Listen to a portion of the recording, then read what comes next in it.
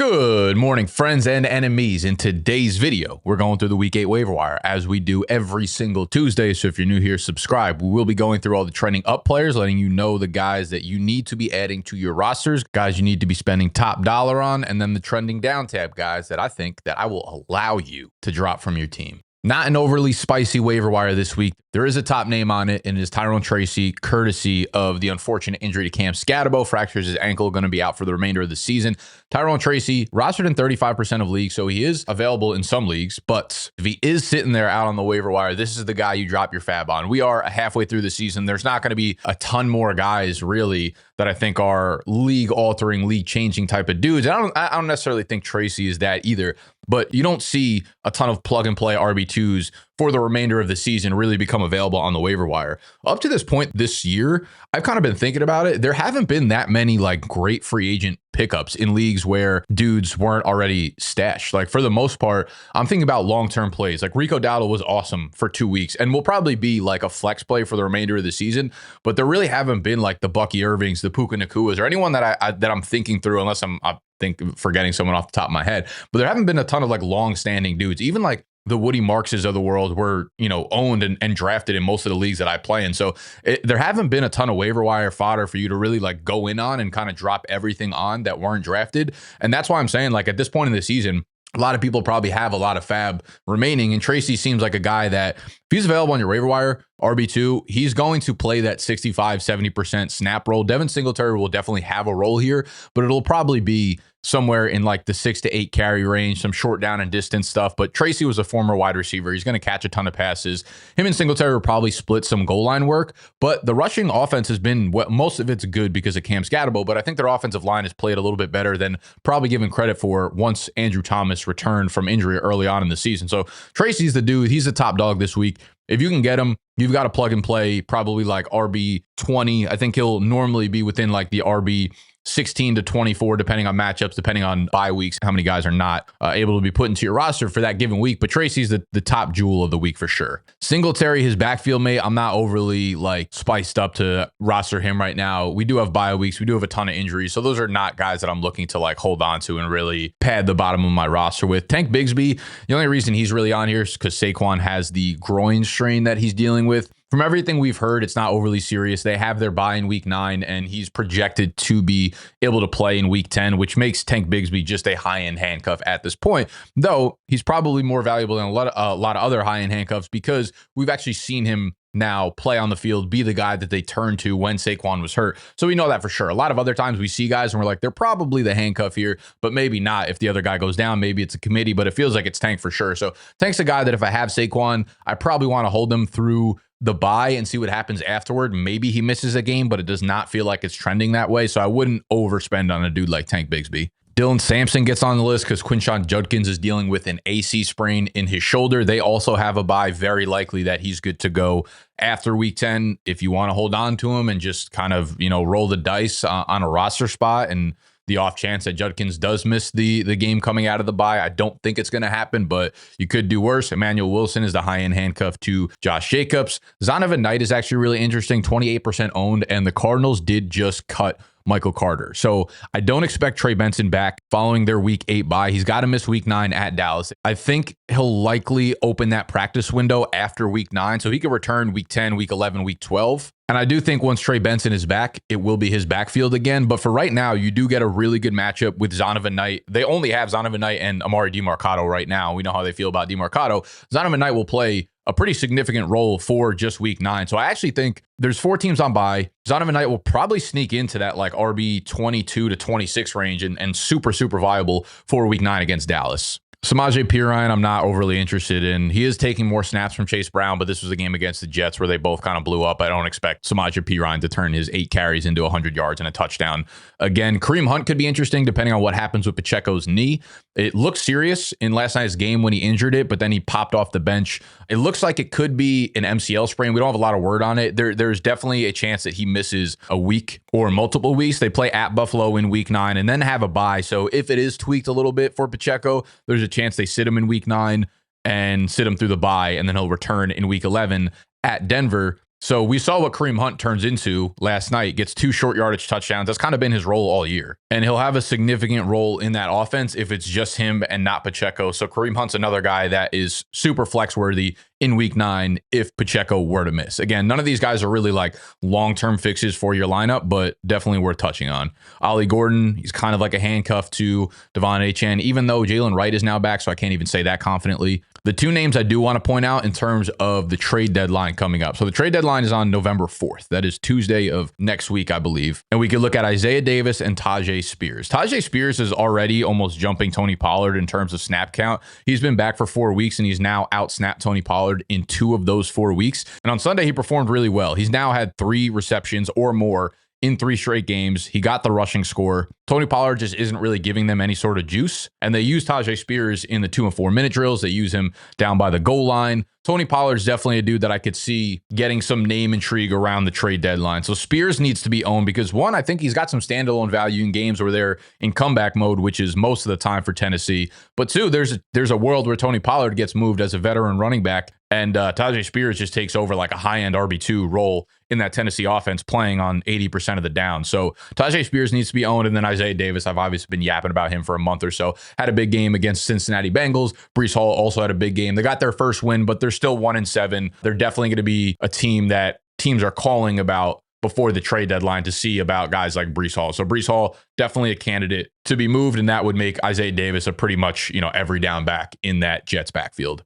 Moving over to the receivers, there's not a ton of guys that I'm overly interested in. Chimere Dike has 2 big games back-to-back, coinciding with Calvin Ridley missing time with his hamstring strain, obviously. But it is very much a split wide receiver room between Dike, Maynor, and Van Jefferson. They're all running 75, 85, 90% of the routes. So I think on any given week, a guy like this will put up a 0 in your lineup. He obviously is gaining a little bit of chemistry with Cam Ward, and he's making plays. And I do think he's probably pretty good at football. But I also think there's a chance they play the Chargers in week 9. They have their bye in week 10, and then Calvin Ridley will probably be back after the trade deadline. I mean, he's also a candidate that could possibly be moved to another team as well, which would open up looks. But we've seen it. Like the first month of the season was Maynor, and then Calvin Ridley broke out, and now it's Chimere Dike. Like there's no real rhyme or reason for when these guys are going to break out or who's going to have the big game here. So I get it, stashing, maybe a high upside, flashy rookie. He was the first pick in the 4th round for the Titans. And that's like, you're sitting after day 2. They're probably getting a ton of calls for teams trying to move up to that first pick. And they didn't move off of it. And they ended up taking this guy. So they clearly like him. So maybe they do have a plan for him second half of the year, but it does feel like it's a lot of moving parts where a lot of things have to go right in order for him to be a real fantasy asset down the stretch. He's a high upside guy, I think, but ultimately I do think all of these Titans receivers are extremely low floor plays on a weekly basis. Troy Franklin, we know what he is. In games where the defense sells out to stop Courtland Sutton, he can have his pop weeks like he did back in week 2. And then he had 5-6 games in a row where you were disappointed if you started him, and then he popped off against Dallas. They get a tough game at Houston next week. So it could be a game where Stingley shadows Courtland Sutton and Troy Franklin does open up, but everyone knows what he is right now. He's a boomer bust like wide receiver 4 that you could have fill in because there aren't a ton of receivers that actually offer you that type of upside on a weekly basis. And then there's Christian Watson, 15% owned. So he came back. He had a 56% snap rate. However, he ran 65% of the routes. So he played on a lot of the passing downs for the Packers, which was big because it's his first game since tearing his ACL back in week 18 of last year. And he showed up in a big way, caught all 4 of his targets for 85 yards. His ADOT was 18 yards downfield. He basically pushed Matthew Golden to a player that's only seeing targets around the line of scrimmage. And Golden was kind of drafted to be the dude that like took over Watson's role as a downfield separator, one that stretches the field. Watson came back for 1 game and immediately took over that role. Now, Dobbs is still the wide receiver 1 there. He's still the possession guy. He's still seeing more targets. He's still running the more valuable routes right now. But Watson's clearly going to have a role in this offense. And I don't know that it necessarily makes me feel, warm and fuzzy inside about picking up Watson, but it does make this receiver room even messier than it was prior because Jaden Reed will be back probably within the next month or so. And then you have like 4 or 5 legit pass catchers in this offense that it's going to be impossible to predict on a week-to-week basis, though Christian Watson off that first week back looked really good, making plays downfield. Jordan Love trusted him immediately to get back onto the field, throw him targets all over the place. So Watson absolutely needs to be owned. And then outside of that, we have the Houston wide receivers. So we'll talk about the situation more holistically here. The tricky part about the Houston receiver core is nothing from the last week or two feels predictive because Nico Collins and Christian Kirk have been out. Kirk dealing with the hamstring strain, and he's already missed 2 games because of it. I actually do expect him to miss a little bit more time because it was a late in the week hamstring strain, and usually those are multi-week injuries, and they're past their bye. Nico Collins will likely clear the concussion protocol this week and play, which does mess everything up. In both of their absences, Hutchinson and Jaden Higgins, Xavier Hutchinson and Jaden Higgins were basically full-time players on the outside. Jalen Noel still was only playing around 45% of the snaps here, running a route on 50% of the dropbacks because they continued to play Braxton Berrios. Braxton Berrios did injure his chest in this one. I can't find a single injury report update status on Berrios. If he's out, that's where Jalen Noel, I think, would end up thriving and playing a lot of snaps. And they all got home last week. They all caught 4 to 6 passes. Noel and Hutchinson were both in the 60-ish yardage mark range. Jaden Higgins got home with the touchdown, but Higgins and Hutchinson are both going to take a monster step back with Nico Collins on the outside here because them two are just going to split snaps on the outside. If Berrios is out, I really like Jalen Noel. Even if he's running, he's shown now in back-to-back weeks, putting up really, really strong weeks, showing really good separation, really good route running skills, while only running about half the snaps on CJ Stroud's dropback. So I like what we've seen from him. And if Berrios is out, he should be in that 60% range of running routes. And I think he's an explosive enough player to be able to kind of get home due to that. Ultimately, though, it's one of those situations where I think the fantasy community kind of wish casts these players into roles in this production. And then you follow a bunch of Texans beat reporters and they're always like, this team really likes Berrios and this team really likes Xavier Hutchinson and this team likes these guys.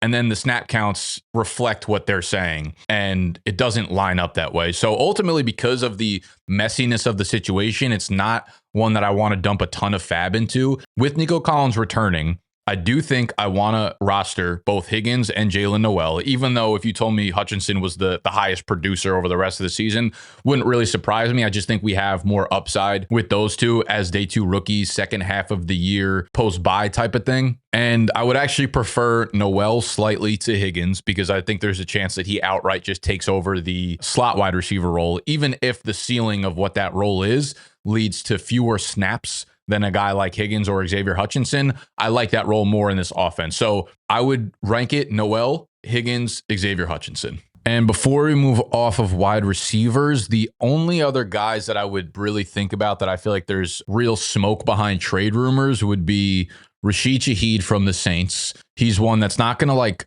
be overly costly for another team to come acquire. So I think there's a chance he moves, though that's not really opening up any targets for anyone in that offense that I feel like would emerge in the wide receiver room. I do like that for Juwan Johnson. It might mix things up for him a little bit so he could be a tight end target coming off of back-to-back strong weeks now.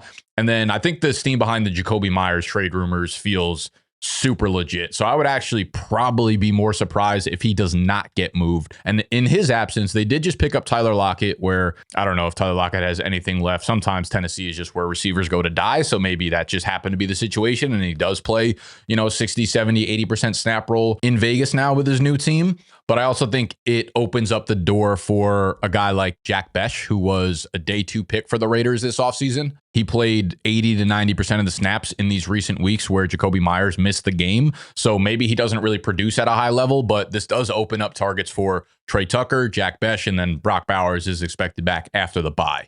So just some names to keep an eye on if you want to take some dart throw shots at the end of your roster based on the trade deadline. And then for tight ends, I got nothing on the trending up tab here. I mean, you guys know the streamers, I think, up to this point. And the last one I just threw on there was Juwan Johnson in the case of, one, he's been playing well recent weeks, but also because of the trade speculation for Rashid Shaheed that would just open up targets in this offense. You know what? We'll circle back to quarterbacks because we have 2 possible super flex pickups. One would be Tyler Shough. They did not announce a starter for week 9 for New Orleans. They play at the LA Rams. Spencer Rattler got benched halfway through the game. Tyler Shough came in. He didn't play any better, but also he didn't have any practice reps. He's not been playing with the first team. Rattler's gotten all that preparation. So I think it's unfair to judge him for the first time. That being said, I don't think just the fact that they bench Rattler halfway through the game means that they're going to start Shough going forward. That being said, though, if you're in a super flex league and you're in a pinch with a quarterback, Shough should probably be owned at this point. I also think if you want to get sneaky, if you want to get a little bit sharp here,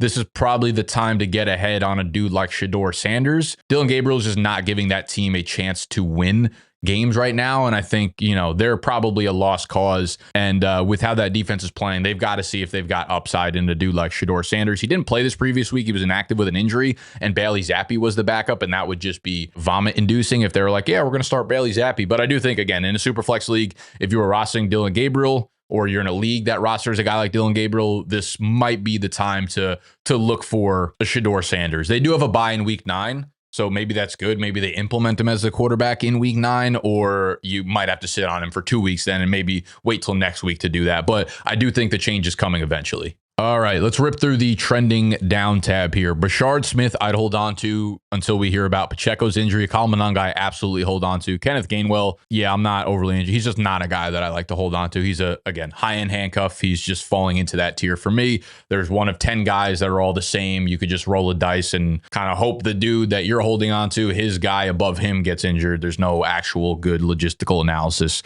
here to be had. Carter droppable, Justice Hill droppable, Cam Scatterbo droppable, Pacheco definitely not, JCM definitely not, Hassan Haskins you can drop, Jordan Mason definitely do not drop, Tyler Algier high-end handcuff, Tony Pollard do not drop yet. I mean, he's another dude that could benefit from moving to a better team as well, despite how he's played up to this point. Darnell Mooney getting dropped. Nope, would not drop him. Drake London's status is unknown. And I know he had an extremely disappointing day on Sunday against Miami, but we know Darnell Mooney's a better player than looking at 1 week sample size. We're not playing fucking DFS out here, all right? Mims stinks, drop. Jerry Jeudy, getting damn close to droppable territory. Dude has not put up double-digit PPR points since week 1, and they're on a bye. Yeah, listen, if you need to replace him, I got no problem with you dropping Jerry Jeudy, unfortunately.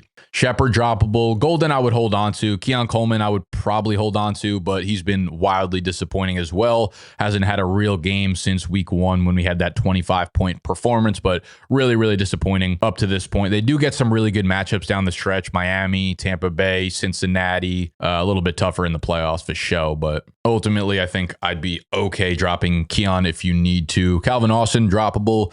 Kendrick Bourne probably droppable now that Brock Purdy is going to be back. Romeo Dobbs definitely not droppable. Luther Burden, I think he's in concussion protocol now. The thing with Burden that I really don't like dropping him because he feels like a handcuff to 3 different receivers, right? A lot of times you're holding on to running backs or receivers and they're like a handcuff for a single guy. So the chances of that happening are very low, but we're waiting for a Rome, Zacchaeus, or a DJ Moore injury for Luther Burden to really like capture that wide receiver 2 role there. And that percentage chance is a lot higher. So it's not like, you know, Burden is a must stash at this point, but I do think it would be wise to hold on to him. Trey Tucker, absolutely hold on to. Alec Maynor can drop, cannot drop, don't care. Tez Johnson would definitely hold on to. Why are we dropping Tez Johnson? He put together another like pretty strong performance. What are we doing here? Tight ends, Otten would hold on to through the bye if you could. I mean, I guess most people are probably rostering one tight end at this point. If you're streaming, you don't need to hold on to him. Waller, you could drop. Evan Ingram, yeah, he's been really disappointing this year, but he's put together usable back-to-back games in this one. So I don't hate the idea of holding on to him. Zach Ertz, I also would not drop him. He's been really usable most weeks, more often than not. Johnny Smith, you could drop. Michael Mayer, you could also drop with Brock Bowers coming back after the bye. All right, well, that is the waiver wire video for week 8. As always, if you want my exact fab suggestions, if you want my actual waiver wire rankings, they will be up by the time you watch this video on bdge.co. For all the Big Dog members, you got to sign up for the Big Dog membership. That is the only way to get these rankings as well as my sit-start rankings for each week. The cheapest and the best way to support the brand, the cheapest way to get them is by going to our partner website or app, MGM. Using code BDGE when you deposit just $10 or more for the very first time, play any slip on that app or website, and they will send you a free promo code to use on our site, bdge.co. That will get you 3 months free for the Big Dog membership. 3 months will put you right at the end of the fantasy season, but we do have some dynasty stuff, dynasty rankings and things like that within the Big Dog membership, all right? So it does go into the off season. All right, thank you all for hanging out today. Subscribe to the channel if you want to see running back rankings tomorrow, wide receiver the day after that, and I will see y'all when I see you. Smoochies.